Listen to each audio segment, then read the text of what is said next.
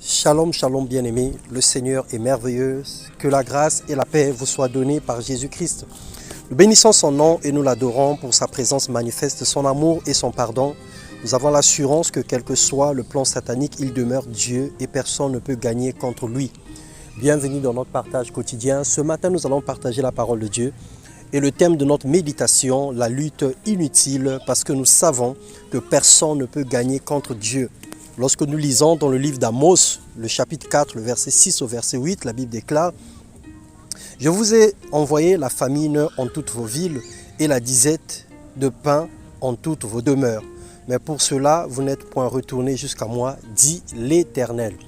Je vous ai aussi retenu la pluie quand il restait encore 3 mois jusqu'à la moisson, et j'ai fait pleuvoir sur une ville, et je n'ai point fait pleuvoir sur l'autre. Une pièce de terre a été arrosée de pluie, et l'autre pièce sur laquelle il n'a point plu est desséchée.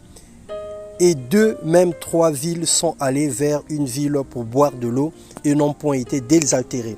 Mais pour cela, vous ne vous êtes point retournés jusqu'à moi, dit l'Éternel. » L'Éternel Dieu châtie ce qu'il aime, il nous fait passer par plusieurs chemins pour voir si nous l'aimons. Il envoie des situations dans nos vies pour sonder comment on réagirait.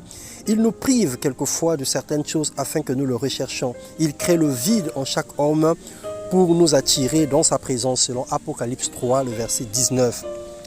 Mais nous ne comprenons pas, nous prenons cela pour le manque d'amour. Nous disons s'il est Dieu, pourquoi tant de souffrance? S'il est bon, pourquoi les guerres, pourquoi les maladies, pourquoi tous ces malheurs? Selon Juge 6, le verset 13. Quand je fermerai le ciel et qu'il n'y aura point de pluie, quand j'ordonnerai aux sauterelles de consumer le pays, quand j'enverrai la peste parmi mon peuple, si mon peuple sur qui est invoqué mon nom s'humilie, prie et cherche ma face, et s'il se détourne de ses mauvaises voies, je l'exaucerai des cieux et je lui pardonnerai son péché, je guérirai son pays, nous dit l'Éternel. 1 Chroniques 7, 13 à 14. Bien-aimés, nous avons la grâce et le pouvoir de changer les choses par la prière aujourd'hui. Nous pouvons atteindre le cœur de Dieu par la repentance. Arrêtons de lutter contre Dieu. Cessons de combattre son œuvre et apprenons de nos erreurs pour avancer. Que Dieu nous donne un cœur humble et repentant au nom de Jésus-Christ.